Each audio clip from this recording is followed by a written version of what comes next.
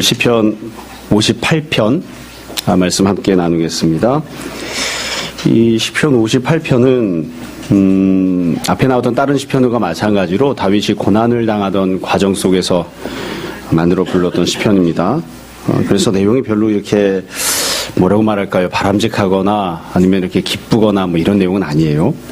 그리고 또 이 시편 자체가 다윗이 너무 많이 힘들 때 부른 찬양이기 때문에 내용이 이렇게 막 찌그러져 있어요. 그리고 읽으면서 어떻게 이런 내용이 성경에 들어있지? 이제 이런 생각이 들 수도 있는 그런 내용들도 있습니다.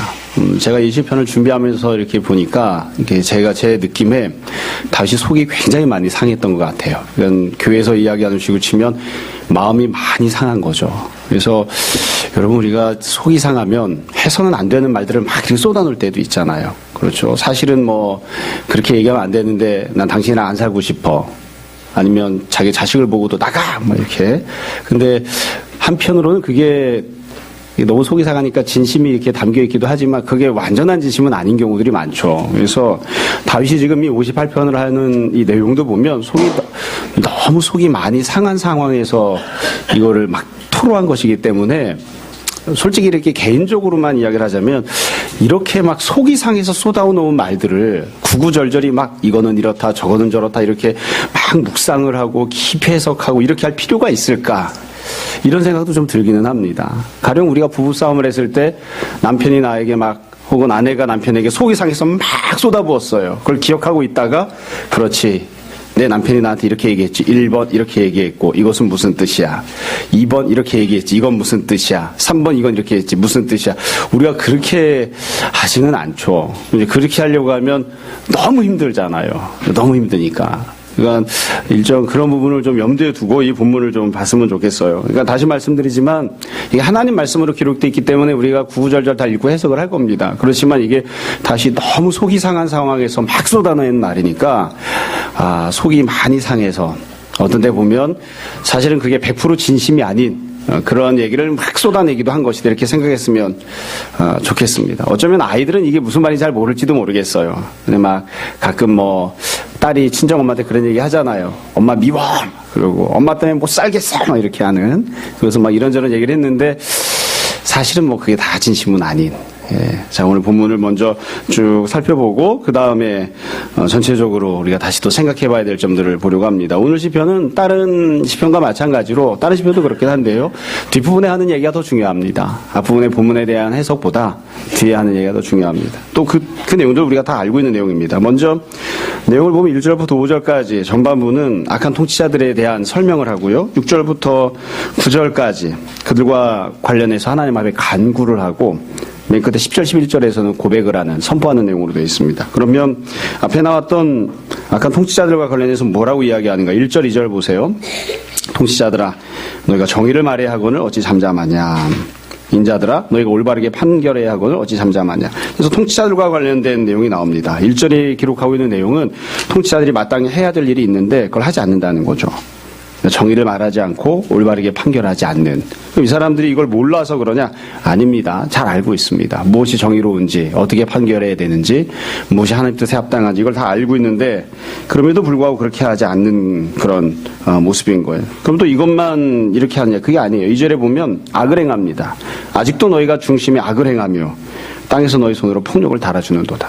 죄를 저지르고 폭력을 행사하는 이런 모습입니다. 그러니까 결국 통치자들이 악한 통치자들인 거죠. 좋지 못한 그런 모습을 갖고 있습니다. 우리가 로마서를 보거나 다른 성경에서 늘 말씀 읽고 또 설교할 때마다 말씀을 드리지만 이 세상에 있는 모든 통치 권력도 하나님께서 인정하시고 세우신 것입니다. 그러니까 모든 주권은 하나님께 속해 있죠. 그래서 하나님께서 이 땅을 다스림에 있어서 하나님의 주권을 일정 기간 동안 세상적인 통치자에게 잠시 맡겨주시는 거죠. 맡겨주셔서 그들이 청지기로서 그 권력을 행사하게끔. 그래서 하나님이 원하시는 그런 세상이 이 땅에 이루어지게끔 그렇게 하나님께서 직분을 맡겨주십니다. 로마서에서도 뭐라고 이야기를 하냐면 세상에 있는 사람들도 다 어떠하냐. 세상의 질서를 바로잡기 위해서 일을 한다 이렇게 이야기를 하고 있어요. 세상의 관원들도 죄를 저지르는 사람이 있으면 감옥에 집어넣고, 선을 행하는 사람이 있으면 칭찬해주고, 그 일을 위해서 세상에 관원들이 있다고 하잖아요. 성경 공부할 때마다 말씀드렸습니다만 우리가 알고 있는 모든 악한 그런 권력자들도 다 기본적으로 그 목적을 가지고 행동을 합니다. 심지어 북한에 있는 김정은이도 북한에서도 살인을 하면 잡아갑니다. 안 봤지만 잡아가겠죠. 북한에서도 도둑질을 하면 잡아갑니다. 아프리카의 독재자도 강도짓을 하거나 살인을 하면 법으로 제재를 하고 그 사람을 잡아다가 감옥에 넣는다고요. 그러니까 예수님을 믿느냐 안 믿느냐와 상관없이 이 세상에 있는 모든 통치자들은 기본적으로 하나님의 법에 합당한 그런 사회 질서를 유지하기 위해서 권력을 사용하는 그게 기본적인 모습이에요. 근데 물론 이 세상에 있는 불신자들이나 악한 권력자들은 하나님의 뜻이 아닌 것들을 합당하다고 여기거나 하나님 뜻에 불순종하는 그런 모습들에 대해서도 이제 칭찬하거나 격려하는 그런 일들이 있을 수 있습니다. 그러니까 모든 것들이 다 하나님 뜻에 합당하게 되어지는 것은 아니죠. 그래서 실제로 악한 통치를 했던 사람들에게 구약 성경에 보면 몇 가지 권면을 하거나 징계가 내려오는 때들이 있어요. 가령 다니엘 4장에 보면 느부갓네살 왕이 꿈을 꿉니다. 하나님께서 그에게 주셨던 권력을 거둬가시겠다고 해요. 그러면서 다니엘이 그 꿈을 해석을 해주고 나서 뭐라고 이야기를 하냐면 두 가지를 권면을 하는데 회개하라고 권면하는 거죠. 그러니까 예수님을 알지 않는, 하나님을 믿지 않는 세상 권력자에게 회개하라고 권면하면서 두 가지를 권면했어요. 첫 번째는 공의를 행하십시오. 그리고 두 번째는 가난한 자를 긍휼히 여기십시오. 그렇게 함으로써, 이 두 가지를 함으로써 하나님 앞에 회개하십시오. 그렇게 권면을 합니다. 그러니까 불신자 통치자들도 공의를 행하는 정치, 그리고 가난한 자를 긍휼히 여기는 정치를 해야 되는 거죠. 똑바로 정치를 잘 하십시오. 그게 하나님께서 당신에게 맡겨주신 권력을 잘 사용하는 법이고, 그게 바로 회개하는 길입니다. 이렇게 권면을 했었습니다. 여하튼 이 세상에 악하고 살기 힘든 이유 중에 하나는 이 권력을 갖고 있는 사람들이 죄를 범하기 때문에 하나님 뜻에 합당하게 행하지 않기 때문에 그런 거예요. 여러분 우리가 1절 2절에 보면 악한 통치자들에 대한 얘기가 나왔는데 우리 솔직하게 이야기를 하자고요. 다윗이 사회 구조에 대해서 또 사회 부조리에 대해서 관심이 많아서 민주운동을 하기 위해서 이런 걸 했나요? 아니에요. 지금 이 시를 쓰고 있는 가장 궁극적인 이유는 다윗 자신이 괴로운 겁니다. 지금 누가 다윗에게 고난을 주고 압박을 가하고 있죠? 통치자가 그렇게 하고 있잖아요. 통치자가. 다윗이 왜 도망을 다녀야 됩니까? 다윗이 왜 이 핍박을 당해야 됩니까? 사울왕 때문 아닙니까? 그러니까 직접적으로는 이 1절에서 통치자들아 이렇게 했지만 여기서 말하는 통치자의 가장 직접적인 대상이 누구냐면 사울왕이에요. 사울왕. 뭐라고 이야기하고 싶은 거겠어요? 사울왕이요. 그리고 그 밑에서 권력을 행사하는 모든 관원들이요. 당신들이 정의를 말해야 하는데 왜 정의를 말하지 않습니까? 사실 그 얘기하고 싶은 거예요. 내가 이 악한 통치자들 때문에 고통을 당하고 있기 때문에 이렇게 이야기를 하고 있는 거죠. 그래서 지금 문제는 악한 통치자들입니다. 자, 그러면 3절부터 5절은 이 악한 통치자들이 어떤 모습인지를 설명합니다. 3절을 보세요. 악인은 모태에서부터 멀어졌으며 나면서부터 곁길로 나아가 거짓을 말하는도다. 약한 사람들을 보면서 얼마나 이 사람들이 약한지 이렇게 얘기하는 거예요. 저 자식들은 태어날 때부터 저런 것 같아. 태어날 때부터. 원래 본성이 글러먹어서 원래 본성이 악해서 그래서 그냥 그 악한 본성대로 행동하는 거지. 이렇게 이야기를 해요. 한편 제가 이 3절을 보면서 그래 그런 것 같아 이런 생각을 했다가 한편으로는 또 다른 생각도 좀 들었어요. 그러면 태어날 때부터 악하고 죄 짓는 것을 밥 먹듯이 하던 그런 녀석한테 하나님께서 권력을 맡기셨단 말인가. 그 나쁜 놈인 걸 다 아시면서 그런 생각이 한편 좀 들더라고요. 이런저런 무슨 사춘기 학생처럼 이 반항하는 마음을 가지고 또 보는 거예요. 근데 사실 생각해보면 사울왕 같은 경우에는 처음에 악한 일을 했느냐? 아닙니다.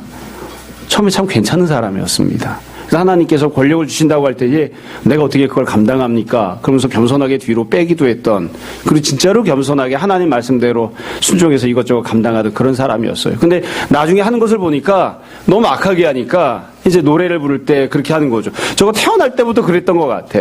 태어날 때부터. 우리도 요즘 그런 얘기를 하죠.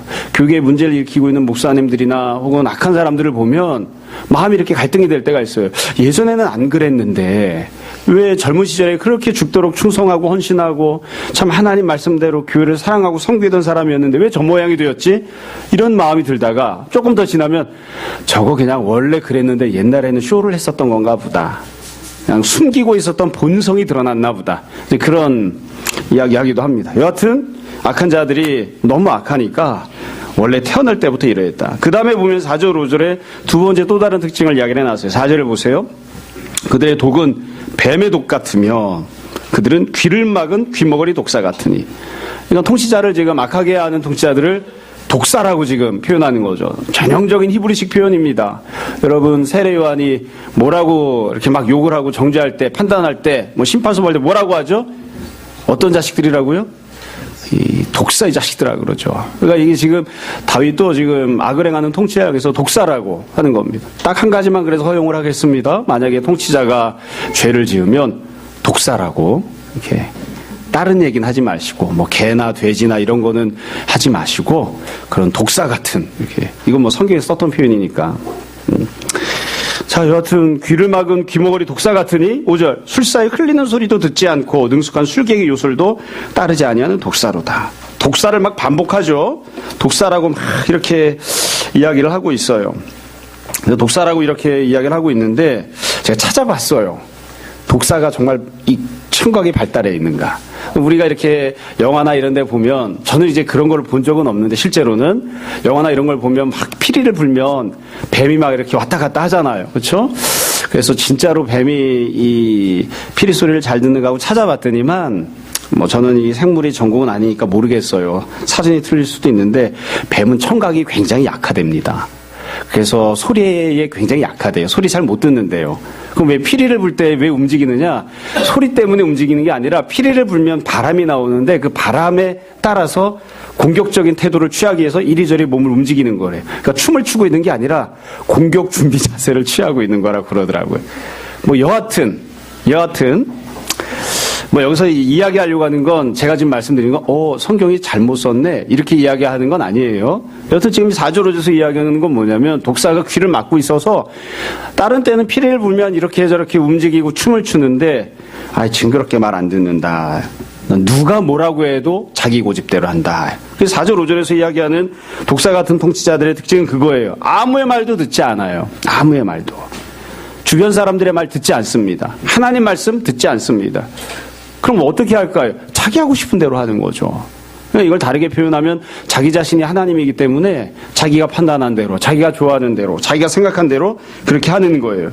이것도 사울왕을 한번 생각해 보세요. 사울왕이 그랬습니다. 실제로. 사울왕이 누구의 말을 들었나요? 아무의 말도 안 들어요. 자기 하고 싶은 대로 했습니다. 다윗이 아무리 권면을 해도 안 듣습니다. 아들이었던 요나단이 권면을 해도 안 듣습니다. 그러니까 다른 신하들이 이야기하면 당연히 안 들었죠. 심지어 자기에게 기름을 부어서 왕으로 세웠던 선지자 사무엘이 이야기를 해도 안 듣습니다. 하나님께서 말씀하셔도 안 듣습니다. 다만 사울왕은 좀 다른 점이 있어요. 사울왕은 어땠냐면 처음부터 끝까지 완전히 안 들은 사람이 아니에요. 어떤 때는 다윗이 이야기를 하면 그 얘기를 듣고 깨달아요. 깨달아서 막 울면서 회개해요. 내가 너한테 잘못했다. 하나님이 너를 사랑하시고 이렇게 은혜를 베푸시는데 내가 너한테 잘못했다. 그러면서 막 울고 회개를 해요. 그 순간엔 들었죠. 근데 조금 있다가 뒤돌아서서는 내가 왜 그랬지? 그러고서는 다시 원래로 돌아가요. 그리고서는 또 죄를 짓는 거예요. 그래서 사울왕을 보면 그런 점에서는 좀 안타깝습니다. 종종 회개하는 모습을 갖고 또 말을 듣기도 하는 것처럼 보이기도 했는데 결국에는 자기 고집대로 사는. 그러니까 결국 이 악한 통치자들에 대해서 두 가지로 이야기를 한 겁니다. 태어날 때부터 악한 녀석들이야. 이건 바뀌지가 않아. 천성이 그래. 두 번째는 누가 이야기도 듣질 않아. 자기 하고 싶은 대로 죄를 짓고 자기 하고 싶은 대로 고집을 부리며 사는 그게 이 사람들 모습이지. 이렇게 이야기를 한 거예요. 이게 이 1절부터 5절이 악한 통치자들에 관한 내용을 설명을 했습니다. 다윗이 이제 자기 삶 속에서 이렇게 설명을 한 거죠. 자, 그러면 6절부터는 이런 통치자들과 관련해서 하나님 앞에 기도하는 내용이 나옵니다. 다시 너무 힘들었잖아요. 죽을 지경을 만나서 속이 많이 상하니까 그 상황에서 기도를 합니다. 이 기도하는 내용을 보면 다 심판을 행해달라, 형벌을 내려달라 그런 내용들입니다. 6절부터 9절입니다. 6절을 보세요. 하나님이요. 하나님께서 해달라는 거예요. 하나님께서 그들에게 역사해 주시기를. 첫 번째 내용은 6절. 그들의 입에서 이를 꺾으소서. 이것도 생각해 봤어요. 집에서 엄마나 아빠가 이를 뽑아줄 때 말고 이가 흔들려서 빠질 때 이거 뽑아주는 거 말고 생리를 꺾어버리는, 문자 그대로 치면 이빨을 뽑아버리는 게 아니라 꺾어버리는 겁니다. 이게 도대체 어떻게 할 때 가능할까? 그 내용 상세히 다시 이야기했죠. 6절 두 번째 줄. 여호와여 젊은 사자의 어금니를 꺾어내시며. 젊은 사자의 어금니를 꺾어달라. 이렇게 했죠. 이것도 찾아봤습니다. 사자는 나이를 어떻게 세는가 찾아봤더니만 사자는 이빨을 안 닦고 살잖아요. 그래서 어금니로, 송곳니로 이 짐승을 잡아먹고 살죠. 그래서 송곳니가 얼마나 닳았는지를 보고 연령을 계산한답니다. 젊은 사자는 송곳니가 길고 늙은 사자는 송곳니가 닳아서 그것 가지고는 사냥이 안 되는 거예요. 그래서 사자나 호랑이가 사람을 잡아먹을 때에는 나이가 많이 들어서 다른 짐승을 사냥하기 어렵거나 이빨이 썩었을 때 그때 사람을 잡아먹는다고 그러더라고요. 찾아봤습니다. 사자는 평균 송곳니의 길이가 5.2cm.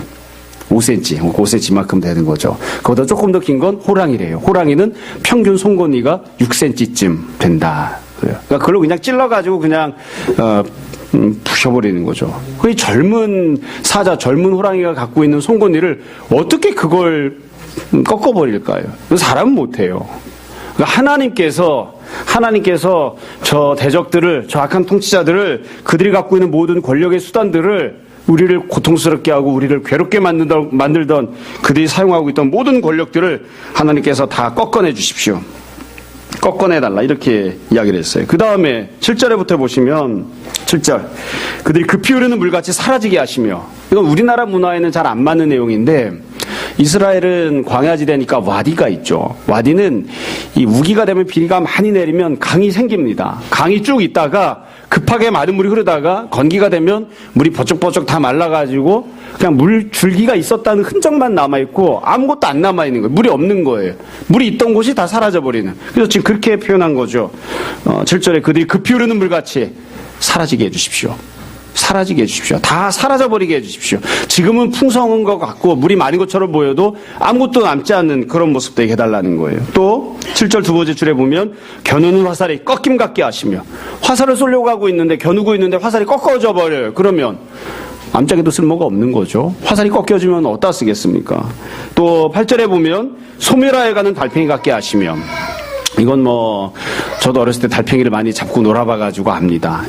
요즘 애들은 모르겠지만 달팽이가 조금 이렇게 기어가죠. 습기가 있는 곳에 있어야 돼요.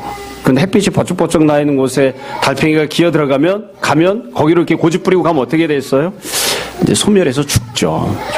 그 다음에 정말 악한 말이 나와요. 8절 두 번째 줄에 보시면 아이들은 안 들어도 됩니다. 나쁜 얘기 할 줄 알고 현성이가 벌써 우네. 만삭되지 못하여 출생한 아이가 햇빛을 보지 못한 것 같게 하소서. 아이가 만삭이 안 돼서 태어났어요. 죽었다는 거죠, 이제. 그런 아이가 죽는 것처럼 되게 해달라. 그러니까 여기 보면 이 7절부터 8절까지 나오는 내용은 다 사라지게 해달라는 거예요. 비유를 여러 가지로 했을 뿐이에요. 9절 가시나무에다가 이렇게 불을 내가지고 그걸 갖다가 불이 붙은 장작으로 만든 거예요. 그게 가마를 뜨겁게 만들기 전에, 가마를 데피기 위해서 가시나무 불을 만들었죠. 그래서 그 불 피운 게 가마를 뜨겁게 만들기 전에 그 나무가 생나무였든 불 붙는 나무든 여하튼 가마를 뜨겁게 만들기 전에 강한 바람으로 휩쓸려 가게 해주십시오. 가마를 뜨겁게 하려고 나무를 집어넣고 불을 피웠습니다. 어떤 건 생나무로 남아있고 어떤 건 불이 붙어서 불이 활활 타 있는 그런 장작이 됐겠죠. 근데 여하튼 그게 가마를 뜨겁게 만들기 전에 다 강한 바람에 휩쓸려서 사라져버리게 해주십시오. 그래서 지금 이 7절부터 9절까지를 보면 다 무슨 내용이냐면 사라지게 해달라는 거예요. 맨 앞에 6절은 꺾어버려 주십시오. 그 다음에 7절부터는 다 사라지게 해주십시오. 이게 이제 하고 있는 간구 내용입니다. 이 내용을 보면서 제가 제일 처음에 했던 생각은 그겁니다. 야, 다윗이 시인이 맞나 보다. 굉장히 창의적으로 저주를 하네. 저주를 하거나 심판해달라고 이렇게 막 하면서 저는 이렇게 표현하라고 이렇게 못할 것 같아요. 만약에 부부싸움을 심각하게 했다, 애가 속을 썩인다, 그러면 자식한테 아니면 자기 배우자한테 악한 말 할 때 뭐라고 하겠어요? 그러고서 막 화가 나가지고서는 미워! 이러고서 말지, 이렇게 달팽이가 가면서 소멸되듯이 굉장히 창의적인 욕을 하고 계세요, 이분은. 하나님께 기도할 때 저주해달라고 하면서, 여러분 누군가를 향해서 저주해달라고 하나님께 기도해 보신 적 있습니까? 근데 이런 식으로 기도해 보신 적 있으세요? 한번 생각해 보세요. 제가 저 사람이 너무 밉습니다. 저 사람이 악하게 행동을 합니다. 저 사람이 소멸되어가는 달팽이처럼 되게 해주시고, 말라서 없어지는 그런 골짜기처럼 되게 해주시고, 만삭되어 태어나지 못한 아이가 햇볕 보지 못하고 죽는 것처럼 그렇게 사라지게 해주시고, 그렇게 기도하는 사람 거의 없죠. 우리 간단해요. 그냥 죽여주세요. 굉장히 창의적으로 문학적으로 이렇게 하고 있어요. 근데 이렇게 할 때 보면 한마디로 이야기하면 그거예요. 나 너무 속상합니다 이거죠. 저 사람 때문에 나 미치겠습니다. 저 사람이 나를 괴롭게 만듭니다. 그러니까 하나님께서 저 사람을 심판해 주시고 하나님의 저 사람에게 형벌을 내려주셔서 저 사람 좀 안 보게 해주세요. 없애주세요. 죽여버려 주세요. 이렇게 이야기하는 거예요. 그걸 이렇게 다양하게 쓴 거예요. 저는 주변에 이렇게 창의적으로 욕하는 분들을 몇 번 본 적이 있어요. 생전 듣도 보도 못한 방식으로 막 욕을 하는. 그래서 야, 어떻게 저런 말을 개발을 해냈을까? 그런. 이제 다윗이 지금 그렇게 하고 있습니다. 이게 하나님 앞에 간구한 내용입니다. 그런 다음에 10절 11절에 보면 고백을 합니다. 고백을 해요. 10절에 보면 이렇게 돼 있어요. 의인이 악인의 보복당함을 보고 기뻐하며 그의 발을 악인의 피에 씻으리로다. 이 간구하는 내용이 뭐냐면 의인이 기뻐하는 일을 좀 경험하게 해달라. 그렇게 될 것으로 믿습니다. 이렇게 고백을 해요. 그럼 의인이 왜 기뻐하느냐? 10절에 보면 악인이 보복당하기 때문이에요. 악인이 보복당하기 때문에. 하나님께서 악인에게 보복하실 것으로 내가 믿습니다. 고백해요. 그리고 어떻게 보복당하느냐? 10절 두 번째 줄에 그의 발을, 그러니까 의인의 발을 악인의 피에 씻으리로다. 정말 마음에 한이 많이 맺혔나 봐요. 그렇죠? 의인이 자기 자신이죠. 내가 나를 괴롭게 하던 자들의 피에 내 발을 씻게 해달라. 그렇게 될 것으로 믿습니다. 이렇게 고백합니다. 이건 원래 이제 문학적인 표현이니까 우리가 전쟁을 하면 이렇게 표현을 하죠. 전쟁터에서 적군이 죽었어요. 그럼 피가 막 흐르잖아요. 전쟁에서 적군이 패배하고 죽임당해서 피가 흐르면 그 피가 흐르는 땅을 이쪽에서 승리한 사람들이 밟고 지나가죠. 그게 이제 적들의 피에 내 발을 적시는 거예요.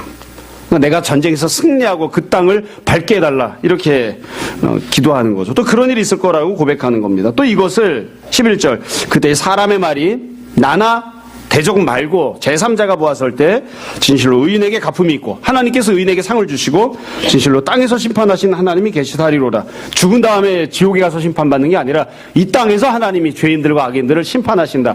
이거를 일반 사람들도 다 이렇게 알 수 있게끔 해달라. 그렇게 하실 것으로 믿습니다. 이렇게 고백을 합니다. 그래서 10절 11절에 보면 다윗이 자신의 기도가 간구가 응답될 거라고 고백하는 내용이에요. 자, 여기 10절 11절 그리고 앞에 나왔던 6절부터 9절까지 간구 내용을 보면 저는 그렇게 생각을 합니다. 이게 다윗이 나는 한 가지를 당했지만 하나님이 10가지로 갚아주십시오. 이건 아닌 것 같아요.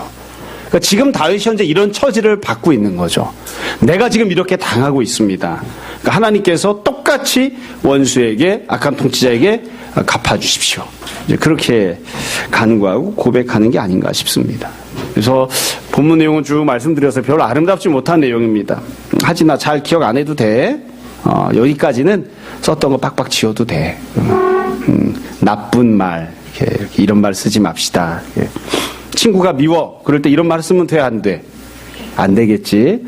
왜 하진이도 아는 걸 다윗은 모를까? 하진이가 다윗보다 훨씬 지혜로운 거죠. 자, 이제 내용을 보았으니까 이 내용과 관련해서 전반적으로 우리가 생각해야 되는 점들에 대해서 한 서너 가지를 다시 말씀드리려고 합니다. 처음에 말씀드린 것처럼 우리가 다 알고 있는 내용이지만 지금부터 드리는 내용을 20편 읽으면서 생각해 봐야 됩니다. 우선 첫 번째는 여러분들도 한번 생각해 보세요. 우리에겐 이런 악한 왕이 있었는가? 악한 통치자가 있었는가? 많이 있었습니다. 요즘은 이제 한국교회가 갖고 있는 가장 큰 문제점이 여러 가지 문제가 있지만 가장 큰 문제점이 세대 간의 갈등입니다. 옛날에는 감리교와 장로교가 싸웠어요. 요즘은 안 싸워요. 감리교랑 장로교가 뭐 때문에 싸우겠어요? 요즘은 나이 많은 사람과 젊은 사람이 싸웁니다. 나이 많은 사람들은 문재인은 죽일 놈, 나이 젊은 사람들은 문재인이 좋은 놈. 이래가지고서는 이게 극복이 안 돼요, 극복이. 해결이 안 나요. 그래서 교회가 사실은 겉으로 보기엔 멀쩡한데 사실은 이게 그냥 반토막 나 있는 거예요, 반토막 나 있는. 그래서 어떤 경우에는 성도들을 똑바로 가르쳐야 된다 이런 생각이 들기도 하다가 긁어부스럼이지 연세가 많으신 분들한테 이야기한다고 듣겠어? 젊은 사람들이라고 그런 뭐 말을 듣나? 20살 넘으면 다 말 안 들어요. 6, 7살 때는 말을 듣지만.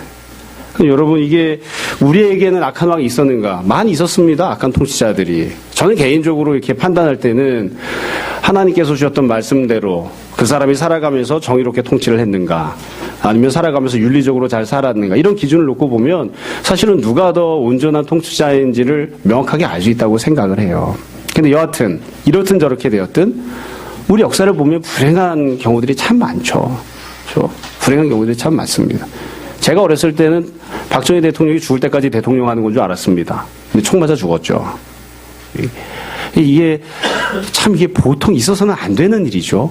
있어서는 안 되는 일입니다. 그리고 난 다음에 쿠데타가 일어나서 쿠데타로 통치권자가 권력을 잡았죠. 이게 있어서는 안 되는 일이 있는 겁니다. 그렇죠? 누가 되었든지 간에 우리 역사를 가만히 보면 악한 통치자들이 있었습니다. 그리고 그 사람들 때문에 고통당한 사람들 많이 있었습니다. 그러니까 이 다윗만 이런 노래를 부른 게 아니라 난 정말로 힘들다, 어렵다. 하나님께서 저 사람에게 그렇게 심판하셨으면 좋겠다. 이렇게 막 분한 마음을 품는 그런 경우들이 많이 있어요. 근데 이 왕만 그러냐? 그게 아니라, 비단 왕만이 아니라 하나님께서 우리에게 하나님의 뜻을 성취하기 위해서 보내주신 여러 직분자들, 목회자도 그렇고요. 아니면 다른 주변에 있는 사람들도 마찬가지입니다. 여러분, 악한 목회자를 만나보신 적 있습니까? 저 빼고. 악한 목회자를 만나. 그것 때문에 교회가 문제가 생기고 성도가 신앙생활하면서 너무너무 힘들어하는, 시험에 드는 그런 경우들이 없으면 좋겠는데 참 많이 있습니다. 자, 늘 이야기해서 늘 죄송하지만 악한 부모를 만나보신 적 있습니까? 좋은 부모를 만났어야 되는데 그게 아니라 악한 부모를 만나서 부모 때문에 인생이 힘들고 어려운, 부모가 나에게 지어준 짐 때문에 인생을 살아가기 어려운 그런 경우들을 만난 사람들도 참 많이 있습니다. 다윗은 그런 노래를 하진 않았죠. 다윗은 악한 목회자를 만나서 힘들어하고 악한 부모를 만나서 힘들어하진 않았어요. 근데 이게 비단 악한 통치자만의 문제가 아니라 하나님께서 나에게 보내주신, 또 내가 순종하고 살아가야 되는 그런 직분자들이 악한 모습이기 때문에 이렇게 막 힘든, 어떤 경우에는 내가 막 부모님을 향해서도, 엄마 아빠를 향해서도 하나님께서 그냥 죽여버리셨으면 좋겠다고 막 그렇게 이야기를 하는, 그렇게 이야기를 하고서도 마음이 분이 풀리지 않는, 한편으로는 또 막 죄책감이 드는 그런 경우들이 있다고요. 그래서 이게 남의 노래가 아니고 우리 자신의 노래가 되기도 합니다. 어쩌다 이렇게 되었는가. 두 번째는요, 이 본문과 관련해서 우리가 실제로 어떻게, 이 본문을 어떻게 해석해야 되는가와 관련해서 하나님께서 실제로 어떻게 하셨는가를 생각해 볼 필요가 있습니다. 이 시편에서는 다윗이 너무 분해서 했던 요 내용만, 막 화가 어마어마하게 났을 때, 마음이 많이 상했을 때 쏟아 놓았던, 토로해 놓았던 상한 마음들만 여기다 써놨어요. 그럼 실제로 사건은 어떻게 벌어졌는가? 두 가지 결과가 있었습니다. 첫 번째는 나중에 사울왕이 죽습니다. 자, 사울왕이 죽을 때를 생각해 봅시다. 어떻게 죽었나요? 블레셋과 전쟁을 하다가 죽었습니다. 자기가 블레셋 사람들한테 죽임당하는 것이 이방 사람한테 죽는 것은 나 너무 싫다. 그래서 사울이 자살을 합니다. 근데 불행하게도 자살을 시도했는데 완전히 죽질 않았어요. 그래서 자기 옆에 뒤에 따라오던 다른 아말렉 사람한테 부탁을 합니다. 나를 죽여달라. 그래서 그 사람이 사울을 죽입니다. 그러니까 자살을 하려고 했다가 그것도 깔끔하게 못 죽고 다른 사람이 자기를 죽이는 그런 지경으로 죽었어요. 그러면 사울왕이 실제로 죽을 때는 그렇게 죽었는데, 그게 이 본문에 나오는 다윗이 이런 노래를 불렀기 때문에 이 찬양이 응답이 된 건가요? 아닙니다. 다윗이 이렇게 간구했기 때문에 하나님이 그 간구를 들으시고 사울을 그런 모양으로 죽이신 건가요? 아닙니다.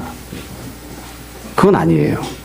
하나님께서 정하신 방법, 하나님께서 정하신 때가 있어서 하나님께서 심판을 행하신 거예요. 다윗의 기도가 응답된 건 아니에요. 두 번째 결과가 또 있습니다. 이 본문 이야기에서 알아야 되는, 여러분, 다윗이 이렇게 간절하게 부르짖고 또 마음에 이렇게 분통이 터진다고 이야기를 했는데, 다윗은 어떻게 되었나요? 결국 살아남았습니다. 자기가 죽을 것 같았지만, 악한 통치자가 있어서 인생이 다 삐그러지고 인생이 다 망한 것처럼 보였지만 결국 다윗은 살아남았습니다. 그리고 그 다윗이 살아남는 모든 과정 속에서 하나님께서 훨씬 더 큰 은혜를 베풀어 주셨습니다. 그게 사실은 겉으로 드러난 실질적인 결과예요. 그리고 우리가 잘 아는 것처럼 다윗은 사울보다 더 좋은 왕이 되었습니다. 여러분, 왕들이 갖고 있는 직분은 다 똑같습니다. 하나님께서 사울에게 부탁하신 일과 하나님께서 다윗에게 부탁하신 일은 똑같아요. 다 똑같은 직분을 받는 거예요. 똑같은 직분을. 그렇죠? 이 땅에서 우리가 이 세상 통치자로 이야기하자면 박정희가 갖고 있었던, 박정희가 해야 되는 일과 전두환이 해야 되는 일과 문재인이 해야 되는 일도 똑같아요. 하나님께서는 똑같은 직분을 맡기신 거예요. 똑같은 직분을. 근데 불행하게도 사울은 정의를 이야기하고는 올바른 재판을 하지 않았어요. 하나님 뜻에 합당하게 하지 않았어요. 근데 다윗은 여하튼 살아남았습니다. 은혜를 가운데 살아남아서 나중에 정의를 말하는 왕, 올바르게 판결하는 왕이 됩니다. 물론 살아가면서 옳지 않은 행동들도 했습니다. 다윗도 사람이니까 완전한 왕이 아니었죠. 여튼 결국은 살아남았어요. 결국 내용을 보면 그래요. 결국 내용을 보면 악한 통치자를 하나님이 심판하시고, 그리고 고난당하는 것처럼 보였던 하나님이 세우시는 사람이 직분을 잘 감당하는 그런 모습이 이제 나타나게 됩니다. 그렇기 때문에 우리가 그 결과를 가만히 놓고 생각해 보면 이 시편에 대해서 다시 생각해 보는 거예요. 과연 이 시편이 올바릅니까? 우리가 생각해야 되는 근본적인 질문은 그거죠. 여러분, 58편이 바람직한 시편입니까? 악한 통치자가 있으면 우리가 이렇게 해도 됩니까? 이렇게 해야 하는 것이 맞습니까? 다윗이 이렇게 불렀죠? 우리 이렇게 불러도 됩니다. 분통이 터지면 하나님 앞에 나와서 그렇게 이야기해도 돼요. 하나님, 사실은 나는 내 아버지를 죽여버리고 싶습니다. 사실은 내가 할 수만 있으면 지금 있는 통치자를, 혹은 과거에 있던 통치자를 내가 그냥 말라 비틀어지는 그런 달팽이처럼 어떻게든 죽여버리고 싶습니다. 하나님 그렇게 응답해 주셨으면 좋겠습니다. 그렇게 기도할 수 있습니다. 그거 자체가 죄는 아니에요. 그러나 그게 과연 가장 바람직한 모습입니까? 하나님을 기쁘시게 하는 모습인가요? 결국 하나님이 다윗이 기도한 이렇게 안 하시잖아요. 하나님 이렇게 안 하세요. 하나님 이렇게 안 하실 뿐만 아니라 제일 우리가 늘 기준 삼는 그런 거 있죠. 예수님도 한 번도 이렇게 기도해 보신 적이 없어요. 바울도 이렇게 기도한 적이 없어요. 베드로도 이렇게 기도한 적이 없어요. 실제로 이렇게 한 적도 없어요. 지난번에도 예전에 말씀드렸지만 사실 다윗도 어떻게 했는가? 사울이 죽었을 때 어떻게 합니까? 사울이 죽었을 때 사람이 왔죠. 사울을 죽였던 아말렉 사람이 나중에 다윗을 찾아옵니다. 상이라도 받을 줄 알고. 사울이 다윗을 너무너무 미워했으니까 그 상이라도 받을 줄 알고 와서 이야기를 했어요. 그 다윗이 어떻게 처리하나요? 네가 어떻게 하나님께서 기름 부어 세우신 왕을 죽여? 그리고 그 사람을 심판합니다. 그리고 그 다음에 다윗이 사울 왕을 위한 애가를 지어 부릅니다. 인간적으로 생각하면요, 만약에 다윗 옆에 여러 신하들이 있었으면 그렇게 얘기했을지도 몰라요. 사람이 일관성이 있어야지. 다윗 왕이시여, 당신이 방금 전에 아까 전에는 58편 지어가지고 원수들이, 대적들이 흘리는 피를 내가 거기에다가 내 발을 씻었으면 좋겠다, 그렇게 찬양하시던 양반이 정작 원수가 죽으니까 그 사람이 죽었다고 슬프다고 애가를 부르는, 어쩜 그렇게 사람이 논리적으로 일관성 없이 그 모양으로 삽니까? 옆에 있는 사람들이 그렇게 얘기했을지도 몰라요. 만약에 지금 이 시편 58편이 하나님 앞에서 타당한 시편이면 하나님께서 가장 기뻐하시는 그런 태도를 갖고 있는 거라면 다윗이 일관성을 가지고 쭉 밀고 나갔어야 돼요. 사울이 죽은 다음에 어떻게 해야 됩니까? 찬양했어야죠. 하나님께서 공의를 세우시고 정의를 행하셨기 때문에 나를 못살게 부르던 악한 통치자를 심판하시고 죽이셨습니다. 그리고 기름 부어 세우셨던 나는 하나님 앞에서 온전하게 다시 영광을 받게 되었습니다. 감사합니다. 그걸 춤추고 찬양했어야 되겠죠. 근데 그렇게 안 합니다. 다윗도 알고 있는 거예요. 무엇이 하나님 앞에서 온전한 태도인가? 무엇이 하나님 앞에서? 이렇게 해도 됩니다. 얼마나 힘들고 어려우면 이렇게 했겠습니까? 이렇게 해도 됩니다. 그러나 이건 가장 바람직한, 아름다운 그런 모습이 아니에요. 심지어 우리 하진이도 알잖아. 애가 학교에 가서 지내고 있다가 우리 아이를 못 살게 구는 나쁜 놈이 있습니다. 나쁜 통치자가 아니라 나쁜 친구가 있다고 가정을 해보자고요. 걔가 자꾸 와서 내 아이를 괴롭혀요. 그럼 엄마는 그 아이에게 뭐라고 가르치죠? 1번, 가서 너도 똑같이 때려줘라. 저는 그렇게 가르쳤습니다. 아빠가 책임질게. 가서 때려줘라. 이렇게. 처음에 맞으면 끝까지 맞으니까 맞으면 안 돼. 이렇게 해서 이야기를 했었어요. 올바른 건 아니에요. 2번, 그렇게 못된 놈이 있어? 학교 가지 마라. 우리 홈스쿨 하자. 3번, 그럼 어떻게 합니까? 보통의 부모는, 우리들은 그래도 그 친구를 용서해주고 그 친구가 좋은 친구 되도록 기도하자. 이게 정상이에요. 아닌가요? 여러분은 아이가 학교에서 매를 맞고 오거나 문제가 생기면 가서 네가 물어뜯어라. 그렇게 가르치나요? 화가 나니까 애가 와서 엄마, 그 애가 나를 때렸어. 그애 나쁜 놈이야. 죽여버렸으면 좋겠어. 걔를 전화시켰으면 좋겠어. 딴 사람이 와서 때려줬으면 좋겠어. 그럼 엄마가 이야기하죠. 엄마가 가서 때려주고 싶어. 엄마도. 내 귀한 자식을 엄마가 가서 밟아줄까? 때려줄까? 물어뜯어줄까? 그러지만 결국에는 그 모든 과정을 거쳐서 뭐라고 이야기하나요? 그래도 걔가 나쁜 놈이지만 너도 나쁜 놈이 되면 안 되지. 용서해주고 그 아이가 좋은 아이가 되도록 기도하자. 그렇게 하지 않나요? 그게 가장 정상적인 방법이에요. 그게. 근데 다윗은 지금 분노하는 것까지만 한 거예요. 그러다 나중에 실제로 어떻게 합니까? 사울이 죽으니까 슬퍼하잖아요. 애가를 부르고. 하나님께서 다윗을 도피시키실 때 여러 가지 방법을 사용하셨습니다. 다윗이 광야로 가기 전에 크게 3가지 사건이 있었는데요.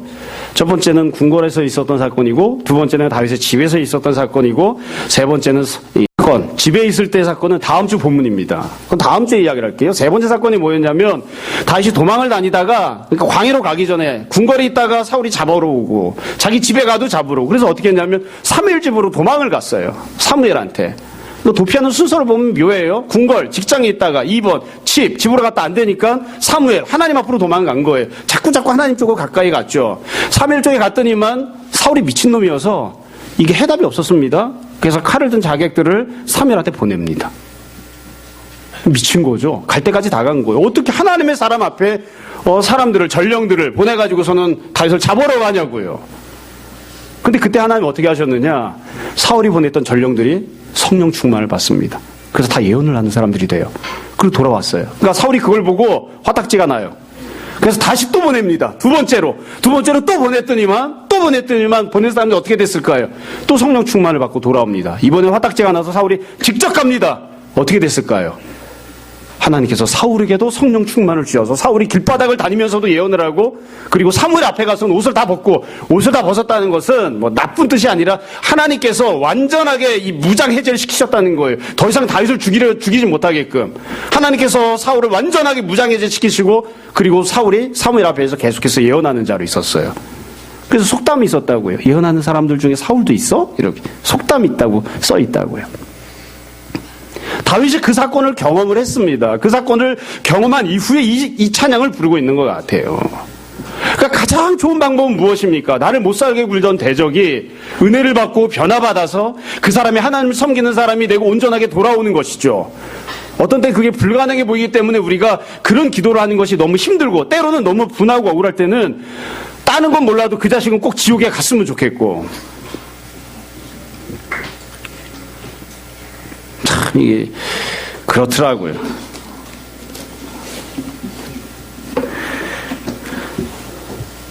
자, 제가 드리고자 하는 말씀은 다 말씀을 드렸어요. 이제 말씀을 정리하겠습니다. 얼마나 속이 상하면 이렇게 했을까? 어디 가서 얘기도 못하고 하나님 앞에 나와서 자기가 속이 상하면 지금 난 저 사람이 너무 밉습니다. 저 사람 죽여버리고 싶습니다. 하나님께서 좀 깔끔하게 좀 제거해 주십시오. 좀 없애버려 주십시오. 이렇게 할 수 있습니다. 그거 자체가 죄는 아닙니다. 그러나 우리가 꼭 기억해야 됩니다. 시편 58편이 성경 안에 들어있다고 해서 너도 이렇게 하라, 이런 뜻은 아닙니다. 이게 가장 바람직한 모습을 보여주고 있는 것은 결코 아닙니다. 다윗도 아마 사울이 죽었다는 소식을 듣고 자기가 불렀던 58편을 기억했을 거예요. 그리고 아마 후회하지 않았겠습니까? 후회했기 때문에 사울의 죽음에 대해서 애가를 부르고 슬퍼했겠죠. 여러분, 제가 성경 본문을 정할 때에 순서대로 이렇게 쭉 강의를 하고 있기 때문에 제가 원하는 본문을 정한 건 아닙니다. 오늘 이제 말씀이 58편이니까. 자, 우리는 어떻게 하는가를 한번 생각해 봅시다. 어쩌다 보니 오늘이 2019년 마지막 주일입니다. 2019년을 어떻게 살았는가 한번 생각해 보세요. 어떤 마음으로 어떤 말들을 하면서 지냈는가. 너무너무 힘들고 어려운 일이 있어서, 그래서 지금 다윗이 했던 이 시편 58편을 정말 나의 시편이다 이러고서 나도 이 시편을 입에다 달고, 주님 저 자식을 죽여주십시오. 우리가 하나님 앞에 그렇게 토로하는, 그렇게 울부짖는 그런 모습으로 2019년을 보낸 모습은 없는지, 그런 모습으로 보낸 적은 없는지 한번 생각해 봤으면 좋겠습니다. 그리고 할 수만 있다면 이제 그런 모습은 58편 같은 그런 노래를 부르는 것은 오늘로 끝. 그리고 주님께서 새로 주시는 2020년도에는 이와 같은 모습이 아니라 우리가 먼저 변화받은 모습으로 은혜를 베푸는 마음으로, 주님 저 사람이 악하게 행동합니다. 그 사람을 불쌍히 여겨 주십시오. 저 사람을 용서해 주십시오. 저 사람도 변화받아서 새로운 사람이 되게 해주십시오. 내가 그것을 위해서 기도할 수 있는 그런 사람 되게 해주십시오. 우리도 다 우리가 그런 마음들을 품을 수 있었으면 좋겠습니다.